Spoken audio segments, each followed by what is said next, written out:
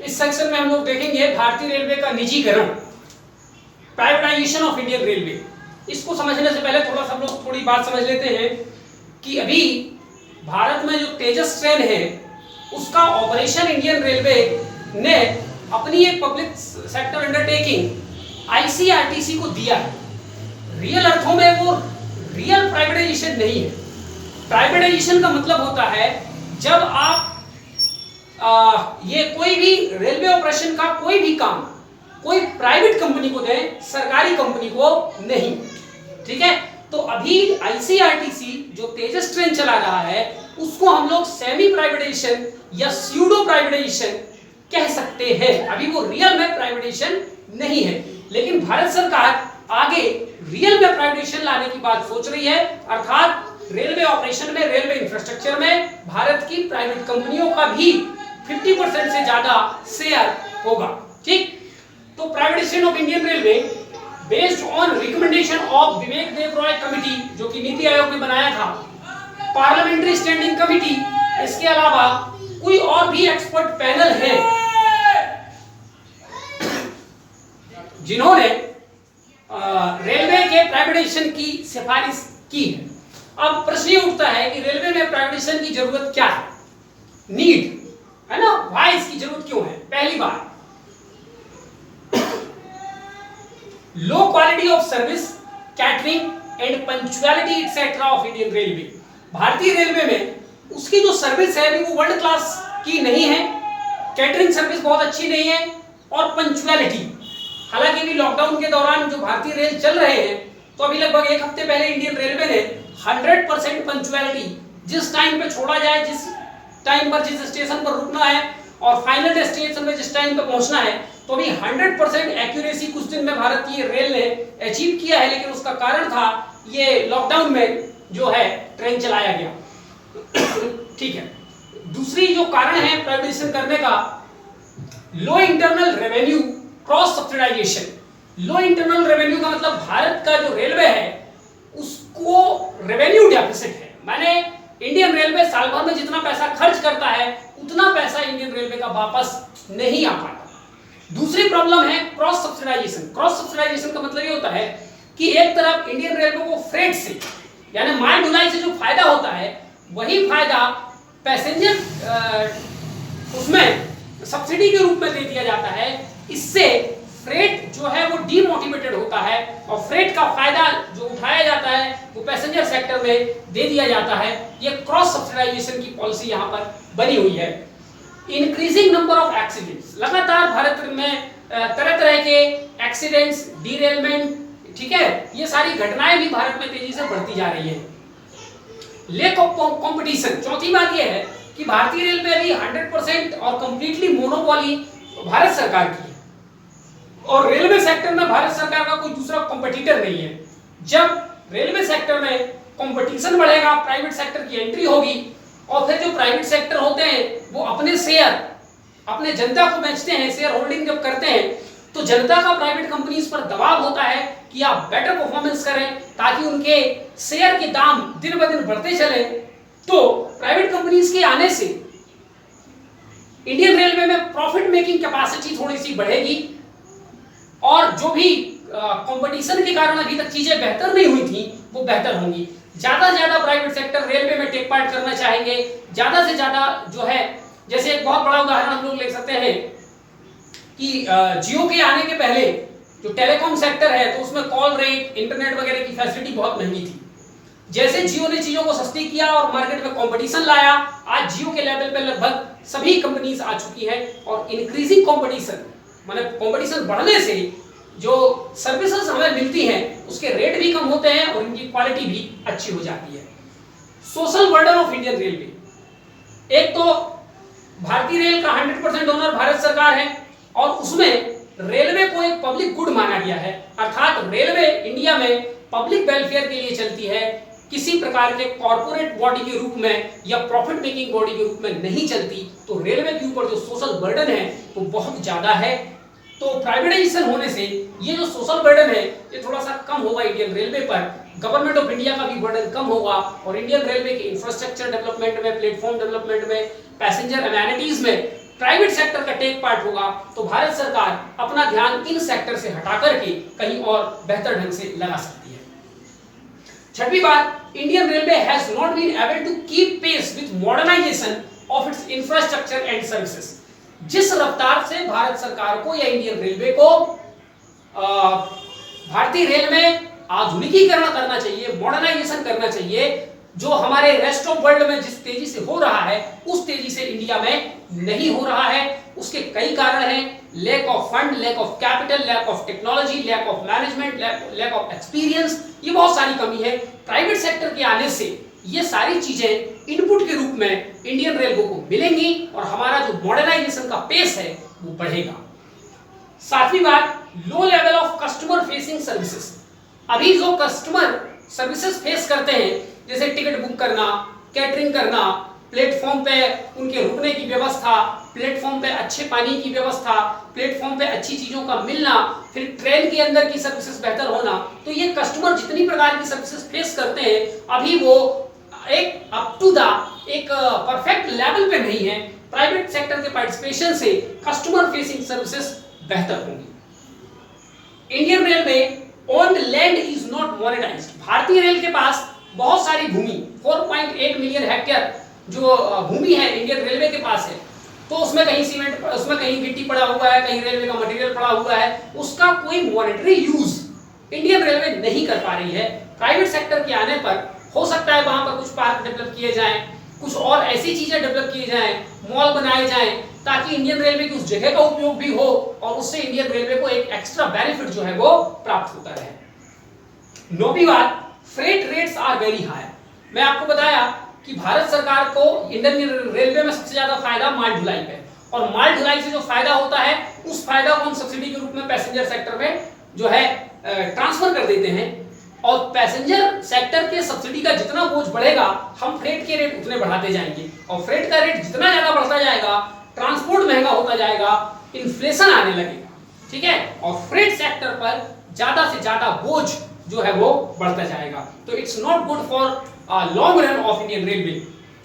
Lack of global best practices. पूरी दुनिया में जैसे ऑटोमेटिक विंडो का खुलना, ठीक है, वर्ल्ड क्लास सीट का होना, ये तमाम बेहतर सुविधाएं जो भारतीय रेल में होनी चाहिए, उसकी अभी कुछ ही ट्रेन्स में ये सुविधाएं हैं, तो इसको भी हम लोग global best practices Indian railway में अपनाने की जरूरत है। तो ये 10 जरूरतों के कारण प्राइवेट पार्टिसिपेशन रेलवे में जरूरी हो जाता है। अब हम देखते हैं कि जब हम प्राइवेट पार्टिसिपेशन इंडियन रेलवे में बढ़ाएंगे तो उसके क्या फायदे हैं और क्या नुकसान है। एडवांटेज देखते हैं। सबसे बड़ा एडवांटेज यह है कि इंप्रूव्ड इंफ्रास्ट्रक्चर। इंडियन रेलवे का इंफ्रास्ट्रक्चर सुधरेगा। प्लेटफॉर्म में, रेल के अंदर, ब्रिजेस, टनल्स, उसकी बुकिंग, उसकी कैटरिंग, जितनी सर्विसेज है इंडियन रेलवे में, उसके लिए जो जरूरी इंफ्रास्ट्रक्चर बिल्डअप का कार्यक्रम है प्राइवेट पार्टिसिपेशन से बढ़ेगा। और इस इंफ्रास्ट्रक्चर डेवलपमेंट में अभी पूरी तरीके से भारत सरकार जिम्मेदार है। प्राइवेट पार्टिसिपेशन से भारत सरकार का कंसंट्रेशन यहां से कम होगा और वो प्राइवेट सेक्टर को दे दिया जाएगा, और भारत सरकार उतना समय, उतना दिमाग किसी और सेक्टर में या रेलवे के ही जो कोर इश्यूज हैं उसमें लगाएगी। दूसरी बात, normalisation of prices due to competition. Competition बढ़ेगा तो कुछ प्राइसेस भी, जैसे भी एसी क्लास में आपको ट्रैवल करना है तो काफी महंगा पड़ता है, ठीक है, तो हो सकता है प्राइवेट पार्टिसिपेशन होने से कुछ प्राइसेस नॉर्मलाइजेशन होने की संभावना इसमें है। तीसरी बात, इंप्रूव सिक्योरिटी एंड एफिशिएंसी। अभी सिक्योरिटी इश्यूज भी बहुत है, रोड एक्सीडेंट वगैरह जो होते रहते हैं। प्राइवेट पार्टिसिपेशन से ऐसा माना जाता है कि सिक्योरिटी फीचर्स भी इंडियन रेलवे में बढ़ेंगे और रेलवे की एफिशिएंसी भी बढ़ेगी। एफिशिएंसी क्यों कम है? क्योंकि जितने भी गवर्नमेंट सर्वेंट्स हैं रेलवे में, उनकी एफिशिएंसी काफी कम है। जब प्राइवेट पार्टिसिपेशन हो जाएगा तो प्राइवेट लोग जानते हैं कि जो हमारे पास वर्कर्स हैं उनका 100% हमको कैसे लेना है। Better technological innovation. Private companies के आने पर नई नई टेक्नोलॉजी का इंडियन रेलवे में उपयोग किया जाएगा। गवर्नमेंट बर्डन भी रिलैक्स। भारत सरकार का जो बर्डन है अभी इंडियन रेलवे के ऊपर वो कुछ कम होगा। इतने फायदे हमको यहाँ पर मिलने वाले हैं। दूसरा हम देखते हैं डिसएडवांटेज, नुकसान क्या है ऐसा करने में। Limited coverage. अभी इंडियन रेलवे पब्लिक गुड है, इसलिए भारत सरकार ऐसे जगहों में भी रेल बनाती है, ट्रैक बिछाती है जहां से भारत सरकार को कोई फायदा नहीं है बल्कि नुकसान है, लेकिन पब्लिक के कन्वीनियंस के कारण भारत में लगभग दुर्गम इलाकों पर, पहाड़ी क्षेत्रों पर, गांव के क्षेत्रों पर भी भारत सरकार रेल का निर्माण करती है। लेकिन जब प्राइवेट सेक्टर आने लगेंगे तो वो तो ऐसे जगहों पर ही रेल ऑपरेशन पे अपना टेक पार्ट करेंगे जहां उनको मैक्सिमम बेनिफिट होगा। तो ये जो लिमिटेड हो जाएगा उसका कवरेज इंडियन रेलवे का, कुछ ही सेक्टरों में इंडियन रेलवे काफी विकसित होगा, बाकी क्षेत्रों में रेलवे पिछड़ा होगा या रेलवे का बिल्कुल भी वहां पर शुरुआत नहीं हो पाएगी। लेसन इंक्लूसिव, अभी भारत सरकार रेल चलाती है तो उसका ऑब्जेक्टिव है कि ज्यादा से ज्यादा लोग कम से कम कीमत पर रेल की सुविधाओं का लाभ उठा सकें। यानी अभी गवर्नमेंट का जो ऑब्जेक्टिव है वो है इंक्लूसिव, सबको समाहित करना। लेकिन जब प्राइवेट आ जाएंगे तो स्वाभाविक बात है, जब एमिनिटीज बढ़ेंगी, सुख सुविधाएं बढ़ेंगी, सिक्योरिटी बढ़ेगी, तो हो सकता है इनिशियली कुछ फेयर वगैरह में वृद्धि हो और इससे जो है काफी लोग जो अभी ट्रेवल करते हैं वो ट्रेवल ना कर पाए। तीसरे नंबर पे इशू ऑफ अकाउंटेबिलिटी, अभी एकमात्र एंटाइटी है इंडियन रेलवे को चलाने वाली, वो है इंडियन रेलवे। तो हमें कुछ भी शिकायत करना है, कुछ भी सुविधाएं चाहिए तो हम सीधे रेलवे को कंप्लेंट कर दें। कल के लिए प्राइवेट पार्टिसिपेशन हो जाएगा तो पता ही नहीं चलेगा कि इस ट्रैक पर जहां पर हमारी ट्रेन चल रही है उस पर अकाउंटेबिलिटी किसकी है। ठीक है, तो एक अकाउंटेबिलिटी जो है वो डाइवर्सिफिकेशन हो जाएगा। Impact of economy and society, economy पर क्या प्रभाव पड़ेगा और सोसाइटी पर क्या प्रभाव पड़ेगा, ये एक उसका नेगेटिव पॉइंट ये है कि इकोनॉमी में अभी जो पूरी होल्ड इंडियन रेलवे पर भारत सरकार की है, हो सकता है आने वाले दिनों में अगर हम प्राइवेट पार्टिसिपेशन बढ़ाते हैं तो उसमें मोनोपोली हो जाए इंडियन रेलवे की, और जो इंडियन रेलवे वर्तमान में पब्लिक गुड है या एडमिनिस्ट्रेटिव पर्पस में मिलिट्री या ट्रूप्स वगैरह ढोने में भारत सरकार इनका उपयोग करती है, तो इस तरीके से भारत सरकार आने वाले दिनों में इसका उपयोग ना कर पाए। सोसाइटी में क्या फर्क पड़ेगा, इंडियन रेलवे भारत की कल्चर का एक अभिन्न अंग बन चुका है। रेल में सफर करना केवल सफर करना नहीं होता बल्कि अपनी कल्चरल एंगेजमेंट का भी एक वो जो अपॉर्चुनिटी हमें प्रोवाइड करता है। जब ये चीजें महंगी हो जाएंगी, आम आदमी के एफोर्ड से बाहर हो जाएंगी, तो कल्चरल और आइडेंटिटी लॉस भी इंडिया को भुगतना पड़ेगा। ठीक है, may lead to private monopoly, वही मैंने बताया कि आगे चल करके हो सकता है प्राइवेट कंपनीज की मोनोपोली हो जाए, फिर वो अपने हिसाब से चीजों को एडजस्ट करें। छठवीं नंबर पे concerns of common man and trade unions, जो कॉमन आदमी है, आम आदमी जो WT ट्रेवल करता है, ठीक है, ऐसे लोगों की कुछ चिंताएं हैं कि भाई प्राइवेटाइजेशन होने से हम WT तो चल नहीं पाएंगे। ठीक है, तो कुछ हमारी भी चिंताएं हैं, उनको भी ध्यान में रखा जाए। ट्रेड यूनियंस का कहना भी है कि अगर प्राइवेट पार्टिसिपेशन बढ़ता है तो हो सकता है वो छटनी वगैरह करें और अनएम्प्लॉयमेंट बहुत ज्यादा हो जाए इंडियन रेलवे में, तो इनके अपने अपने कुछ कंसर्न्स हैं। इन कंसर्न्स को हम डिसएडवांटेज में शामिल करके एडवांटेज डिसएडवांटेज हमने दोनों देख लिया। अब एक एग्जाम्पल हमारे पास है कि दुनिया में क्या ऐसा कभी हुआ है कि पहले रेलवे सरकार के हाथों में रही हो, फिर उस सरकार ने उसको प्राइवेट सेक्टर में दे दिया हो। अगर ऐसा है तो हमें उसके हानि लाभ भी देखना पड़ेगा। एक एग्जाम्पल है, ब्रिटेन में रेलवे जो है पहले सरकारी कंपनी के हाथ में था, माने सरकार के हाथों में था, तो रेलवे वाज प्राइवेटाइज्ड, तब ब्रिटेन ने उसको प्राइवेट सेक्टर के हाथों में दे दिया। लेकिन ब्रिटेन ने जो बेनिफिट प्राइवेटाइजेशन ऑफ रेलवे के करने से सोचा था वो बेनिफिट उसको नहीं मिला, इसलिए ब्रिटेन की गवर्नमेंट अब फिर से अपने यहाँ के रेल को नेशनलाइज्ड करने के लिए जो है प्लान कर रही है। ठीक है, तो हमें ब्रिटेन के एग्जाम्पल को ध्यान में रखना पड़ेगा कि उसने प्राइवेटाइजेशन किया लेकिन उसको लाभ नहीं हुआ, तो उससे कहां गलती हुई, हमें उन गलतियों को नहीं दोहराना है। ठीक है, और सॉल्यूशन क्या हमारे पास, उपाय क्या है, तो एक तो redefine Indian railways role and responsibility. Bharat सरकार इंडियन रेलवे का जो अभी वर्तमान में रोल और रिस्पॉन्सिबिलिटी है उसको एक बार फिर से परिभाषित करे। उसमें परिभाषित क्या किया जाए कि इंडियन रेलवे भी अदर मोड ऑफ ट्रांसपोर्टेशन की तरह एक मोड ऑफ ट्रांसपोर्टेशन है, it is not a public good.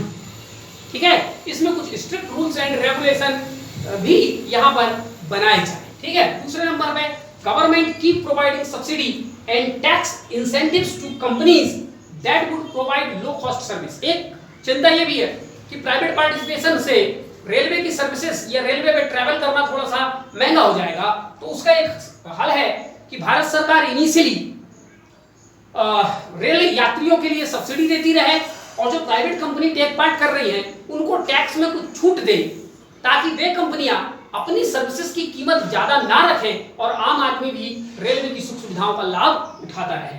तीसरी बात, I strong regulator to deal with this issue. जब हम प्राइवेट सेक्टर को भारतीय रेलवे लाएंगे तो हमें एक ऐसा स्ट्रॉन्ग रेगुलेटर बॉडी चाहिए जो प्राइवेट सेक्टर और गवर्नमेंट सेक्टर के बीच में तालमेल बिठा करके इंडियन रेलवे को स्मूथली रन करा सके और प्राइवेट और गवर्नमेंट सेक्टर के बीच में किसी प्रकार का डिस्प्यूट इत्यादि ना होने पाए। चौथी बात, लर्न फ्रॉम अदर कंट्रीज। हम दुनिया के दूसरे देशों का उदाहरण भी देखें, उन्होंने क्या गलतियां की, उनसे क्या कमी रह गई, हम उसका एनालिसिस करें और जब हम अपने यहाँ प्राइवेटाइजेशन करें तो उन गलतियों को दूर करते हुए, उन कमियों पर ध्यान में रखते हुए हम प्राइवेट सेक्टर के लिए strong rules and regulation frame करें। पांचवी बात, core functions of Indian railway में B corporatised rather than privatised. एक सॉल्यूशन ये भी है कि इंडियन रेलवे के दो काम है, एक को बोलते हैं कोर फंक्शन, दूसरे बोलते हैं पेरिफेरल फंक्शन। कोर फंक्शन में होता है भारत सरकार द्वारा या इंडियन रेलवे द्वारा रेल का चलाना, ट्रैक का बिछाना, रेलवे की सिक्योरिटी, रेलवे की सेफ्टी, ठीक है, और रेलवे मैन्युफैक्चरिंग, ये सब चीजें रेलवे का कोर है।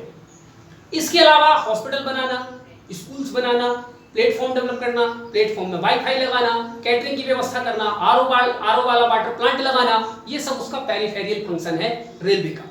तो एक सॉल्यूशन ये है कि रेलवे का जो कोर फंक्शन है उसका प्राइवेटाइजेशन ना किया जाए, उसका कॉर्पोरेटाइजेशन किया जाए। कॉर्पोरेटाइजेशन का मतलब यह है कि इंडियन रेलवे अपने कुछ शेयर प्राइवेट सेक्टर्स को बेच दे ताकि उसके बोर्ड ऑफ डायरेक्टर्स में कुछ प्राइवेट पार्टिसिपेशन बढ़ जाए और इंडियन रेलवे एक कॉर्पोरेट बॉडी की तरह काम करे जैसी भारत की अन्य कॉर्पोरेट बॉडीज काम करती हैं। इससे इंडियन रेलवे का प्रॉफिट मेकिंग कैपेसिटी बढ़ेगा। इंडियन रेलवे में जहां कहीं रेवेन्यू डेफिसिट है, जहां कहीं फाइनेंशियल लॉसेस हो रहे हैं, तो प्राइवेट पार्टिसिपेशन से, इस प्रकार के कॉर्पोरेटाइजेशन करने से इंडियन रेलवे की वो समस्या दूर होगी, ठीक है, तो उसको प्राइवेटाइज्ड ना किया जाए। The peripheral function of Indian railway must be privatised. लेकिन जो peripheral function of Indian railway है, प्लेटफॉर्म का डेवलपमेंट करना है, कीजिए, सिग्नल लगाना है लगाइए, वाईफाई लगाना है लगाइए, ठीक है, तो इसमें प्राइवेट सेक्टर को हम इसको 100% प्राइवेटाइज कर दिया जाए, कोई दिक्कत नहीं है, ठीक है, तो इनको प्राइवेटाइज किया जाए, पूरा रेल को प्राइवेटाइज ना किया जाए। तो ठीक है, ये सारा जो है प्राइवेटाइजेशन का ये आपका ये सॉल्यूशन है, ठीक है। अब इसके प्राइवेटाइजेशन के कुछ एग्जांपल्स हैं जो हमने तेजस ट्रेन वगैरह चलाया है और लेटेस्ट में गवर्नमेंट ने इन प्राइवेट ट्रेन की संख्या बढ़ाने की बात कही है। तो इस प्रकार से ये प्राइवेटाइजेशन का सारा मैटर यहाँ पर कंप्लीट हो जाता है। अब हम ओवरऑल इंडियन रेलवे को क्या सजेशन देना चाहते हैं वो हम पूरे पॉइंट को हम लोग समझते हैं। Learn from ISRO, DRDO etcetera in target driven goals, team spirit, research and development, transparency, speed and active collaboration with the private sector. यानी इंडियन रेलवे को इसरो से, डीआरडीओ से और भी कुछ एफिशिएंट ऑर्गेनाइजेशन इंडिया में हैं, उनसे सीखने की जरूरत है कि किस प्रकार से इसरो और डीआरडीओ टीम स्पिरिट की फीलिंग के साथ काम करते हैं, लक्ष्य निर्धारित करते हैं और उस लक्ष्य के मिलने तक अपनी पूरी स्ट्रेंथ, अपना पूरा वर्कफोर्स झोंक देते हैं, रिसर्च एंड डेवलपमेंट में लगातार काम करते रहते हैं। वो जो भी काम करते हैं उनमें 100% ट्रांसपेरेंसी होती है, स्पीड और एक्यूरेसी के साथ वो काम होता है और जहां कहीं उनको जरूरत होती है प्राइवेट सेक्टर के साथ वहां पर वो पार्टिसिपेट करके अपना काम बेहतर ढंग से करने की कोशिश करते हैं, ठीक है। दूसरा, making way for LHB. LHB का फुल फॉर्म है लिंक हॉफमैन बुश।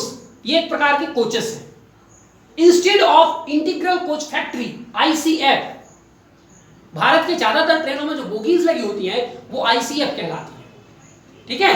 तो हमें आईसीएफ की जगह एलएचबी को लाना चाहिए, जैसा कि जापान ने अपने यहाँ किया है। और जापान ने अपने यहाँ जो एक स्पेशल कोच बनाया है उसका नाम है शिंकानसेन कोच। ये शिंकानसेन कोच एलएचबी की समान ही है। एलएचबी जर्मनी में बनने वाले कोचेस हैं।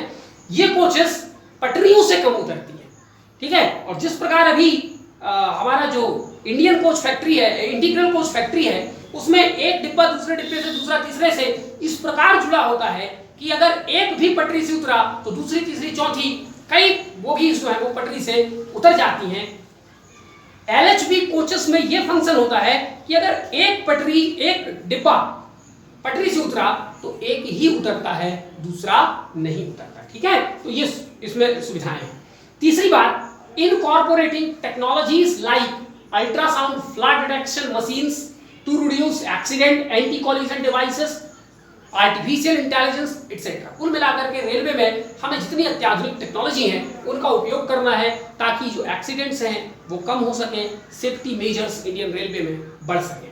Hygiene, cleanliness and beautiness inside railway, outside railway यानी कि प्लेटफॉर्म में, रेल के भीतर हमें हाइजीन पे, क्लीनिनेस पे काफी वर्कआउट करने की जरूरत है। 5वें नंबर पे एन एम्पावर्ड सेफ्टी रेगुलेटर, जैसा कि अनिल काकोडकर कमेटी ने भी कहा है कि सेफ्टी के लिए एक इंडिपेंडेंट रेगुलेटरी बॉडी होनी चाहिए, तो इस प्रकार की एक बॉडी हमें बनाना चाहिए। 6वें नंबर पे Indian railway focus on, Indian railway को फोकस करना चाहिए मेक इन इंडिया पर, डिजिटल इंडिया पर और स्वच्छ भारत पर। अर्थात make in India, digital India और स्वच्छ इंडिया या स्वच्छ भारत के जो टारगेट हैं, इंडियन रेलवे को वो टारगेट भी अपने अंदर इनकॉर्पोरेट करने की जरूरत है। अर्थात इंडियन रेलवे के ज्यादा से ज्यादा equipment, instrument make in India हो, हम ज्यादा से ज्यादा इंडियन रेलवे में डिजिटलाइजेशन को प्रमोट करें और उसमें हाइजीन और स्वच्छता पर काफी वर्कआउट करने की जरूरत है।